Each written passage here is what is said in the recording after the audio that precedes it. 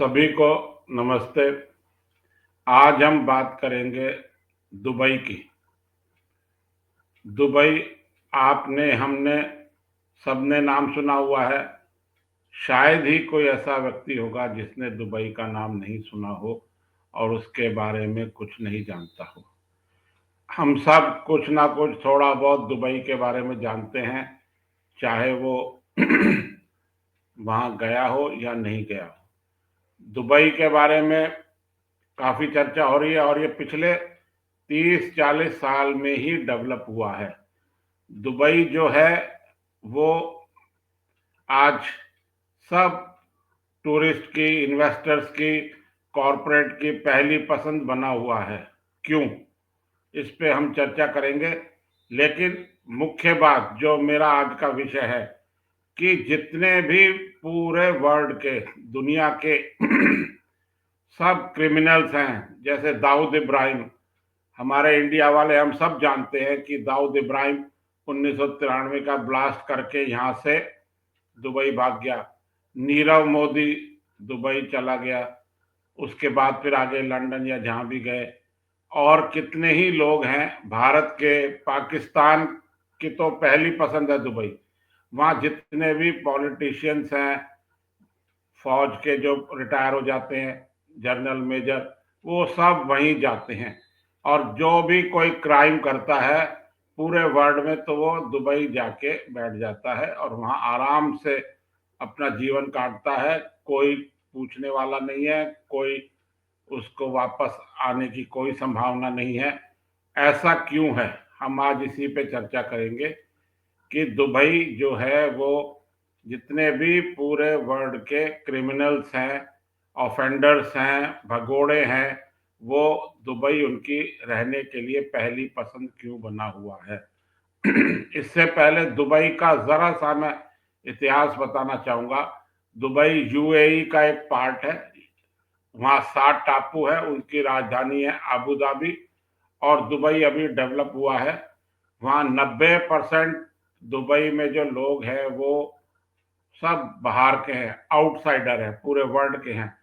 10% ही वहाँ दुबई मूल के लोग हैं। और वहाँ के नागरिकता कानून दुबई के बहुत सख्त है। वो किसी भी कीमत पर वहाँ की नागरिकता नहीं देते, चाहे कोई कितने ही साल वहाँ रह ले, कितना ही पैसा लगा दे, कितना ही राजा महाराजाओं का, वहाँ के जो मोनार्क्स है उनका कोई जान पहचान का हो, उनको वो नहीं देते। वो सिर्फ वहाँ रहकर आने की सुविधा देते हैं, यहाँ आप पैसा इन्वेस्ट करें उसकी सुविधा देते हैं, आप यहाँ आराम से रहें, कहीं भी क्राइम करके आए और यहाँ रहें आराम से, इसकी भी सुविधा देते हैं। इसके बारे में हम विस्तार से आगे थोड़ा सा चर्चा करेंगे।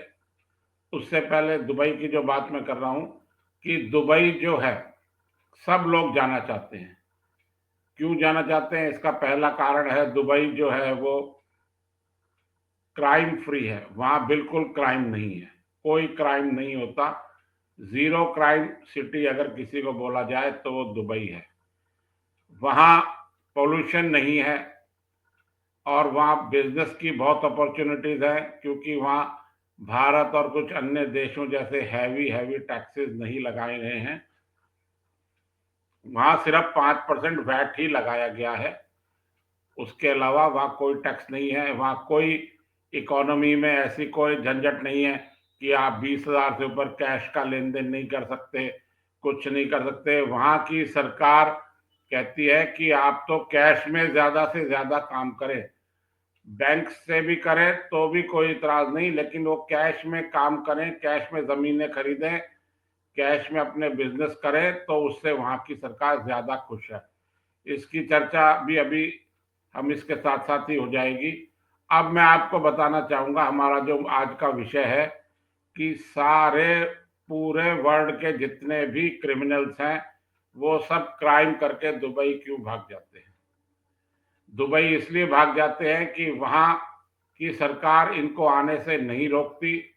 वहां की सरकार ने कोई किसी भी पूरे वर्ल्ड से, किसी भी देश से कोई एक्सटॉर्शन, कोई कोई ऐसी ट्रीटी साइन नहीं कर रखी कि आपके यहाँ ऑफेंडर्स हैं, हम उन्हें आपको वापस दे देंगे। ऐसा उन्होंने किसी भी वर्ल्ड के किसी भी देश से कोई समझौता नहीं किया हुआ है। ठीक है, यहाँ तक। अब जैसे हम सब जानते हैं 1993 में जो बॉम्बे में ब्लास्ट हुए थे, उसमें दाऊद इब्राहिम का हाथ था, और भारत सरकार लाख कोशिशों के बाद भी दाऊद इब्राहिम को भारत नहीं ला सकी है। जबकि हमारे जो आज के वर्तमान प्रधानमंत्री हैं मोदी जी, उनके यूएई के शेखों से बहुत अच्छे संबंध हैं, और वहां का उन्होंने ऑनर भी करते हैं। वहां उन्होंने मंदिर भी बनवा दिया है शारजा में, लेकिन वो दाऊद इब्राहिम को वापस नहीं कर रहे। ना हमारी भारत सरकार उनसे कह रही है कि आप दाऊद इब्राहिम को हमें दे दें, उसके यहाँ इतने इतने केसेस चल रहे हैं। कहने का कोई फायदा ही नहीं है। वहां वर्ल्ड के जितने भी बड़े बड़े क्रिमिनल्स हैं सब वहीं रहते हैं। कारण कारण पे अब हम चर्चा करेंगे कि दुबई 7 द्वीपों से बना हुआ है, यूएई। वहां एक दुबई में एक अलग से एक पाम द्वीप बना रखा है। पाम का जो पेड़ होता है उसके नाम पे पाम द्वीप बना रखा है। वो उसी के आकार का द्वीप है, आइलैंड जिसको बोलते हैं, वहां बना रखा है। और वहां जितने भी ये पाकिस्तान के जो क्रिमिनल्स हैं, जो फौजी हैं, जो जैसे वहां के आसिफ अली जरदारी, भुट्टो फैमिली, उन सब के वहां महंगे महंगे फ्लैट्स, विला है, होटल्स हैं। इमरान खान के भी वहां प्रॉपर्टी है। जनरल परवेज मुशर्रफ जो वहां के राष्ट्रपति थे, अब तो उनकी मृत्यु हो गई है, उनकी भी वहां अथाह संपत्ति है। वो सब दुबई में है, और वहां कोई नहीं रोकते। वहां की सरकार का कहना है कि हम जो है, हमारे यहाँ कोई क्राइम नहीं करा इन्होंने, इसलिए हम इनको वापस नहीं भेज सकते। और उन्होंने, जैसा कि मैंने पहले कहा, किसी भी वर्ल्ड की किसी भी सरकार से कोई ट्रीटी साइन नहीं कर रखी है। लेकिन दुबई की सरकार ये भी बोलती है कि अगर किसी ने वहां क्राइम किया तो हम उसको पहली फ्लाइट से ही उसके देश वापस भेज देंगे। ना कोई अपील है, ना कोई एफआईआर है, ना कोई सुनवाई है, सीधा उसको उठा के वापस भेज देंगे। फिर वहां की सरकार जो चाहे उसके साथ करे। इसलिए वहां जितने भी बड़े बड़े क्रिमिनल्स हैं, चाहे वो अफ्रीका के हों, चाहे सोमालिया के कहीं के भी हों, सब वहां बिल्कुल आराम से रहते हैं। वहां उन्होंने लाखों लाखों करोड़ों डॉलर्स खर्च कर रखे हैं, इन्वेस्ट कर रखे हैं। मैंने जैसा पहले कहा, वहां की सरकार कहती है कि आप हमारे यहाँ पैसा लाओ, इन्वेस्ट करो, खरीदो, यहाँ की इकोनॉमी में सहयोग करो, हम आपको यहीं रखेंगे सेफ एंड साउंड। इसके विपरीत हमारी सरकार जो है, यहाँ थोड़ा सा संदर्भ के लिए मैं बात करना चाहूंगा। हमारी जो भारत सरकार है वो हम ही लोगों से टैक्स लेती है, एक बढ़ बढ़ के खूब ज्यादा से ज्यादा टैक्स लेती है, और फिर अपने चुनावी फायदे के लिए वो मुफ्त में रेवड़ियां बांटती है। और क्योंकि यहाँ डेमोक्रेसी है, अब ये चलता ही रहेगा। दुबई में डेमोक्रेसी नहीं है, यह उसका एक प्लस पॉइंट है जहां इस मामले में कि उनको फ्री में किसी को कुछ नहीं बांटना है, क्योंकि वहां चुनाव होने ही नहीं है। और वो आराम से जो मर्जी आए, मतलब जनता के हित में ही है। जैसे वो क्रिमिनल से पैसे लेती है, उनसे हैवी इन्वेस्टमेंट करवाती है कैश में, और उनको वहां रहने की सुविधा देती है। यह सब जितने भी क्रिमिनल्स हैं, इन्होंने पाम बीच है दुबई में, वहां अपना इन्वेस्टमेंट कर रखा है।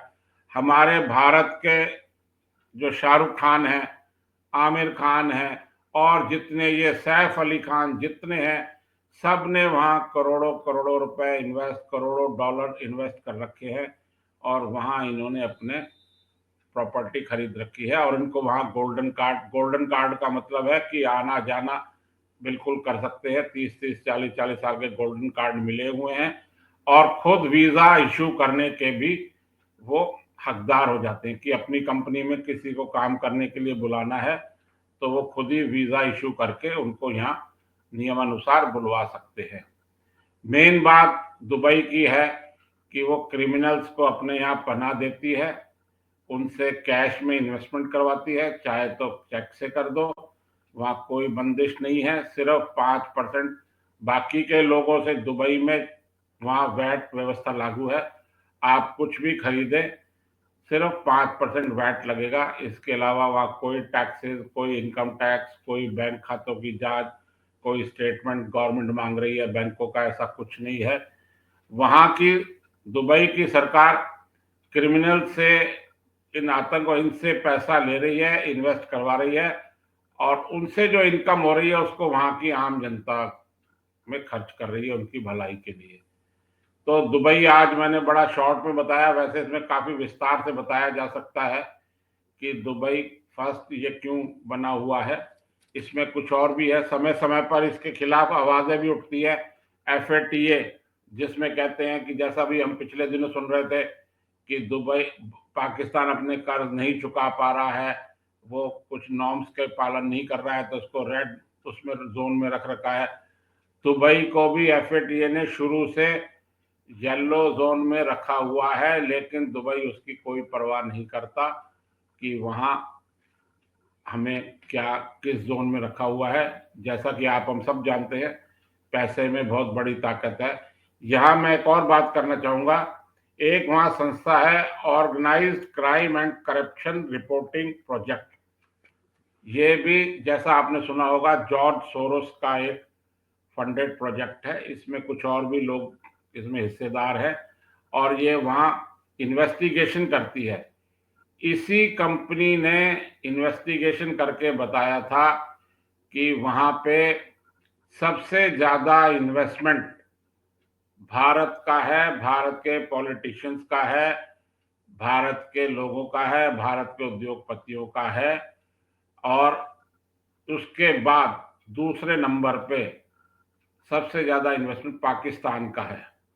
पाकिस्तान वैसे तो भारत से 5 गुना बड़ा है, लेकिन अब इसमें इन्वेस्टमेंट रेशो में देखें तो पाकिस्तान का इन्वेस्टमेंट वहां बहुत ज्यादा है।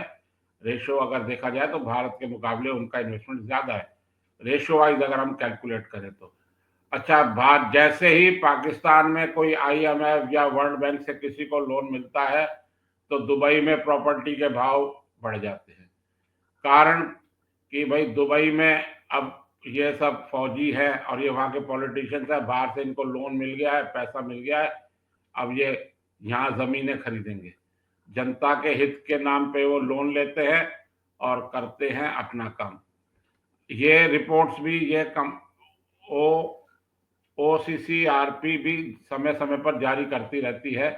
इसका कुछ वहाँ फायदा भी होता है, कुछ वहाँ रिपोर्ट्स FIR वगैरह भी दर्ज होती है। अभी बीच में आपने सुना होगा कि अडानी का जो सबसे पहले नाम आया था वो इसी OCCRP ने ही सबसे पहले नाम उजागर किया था अडानी का।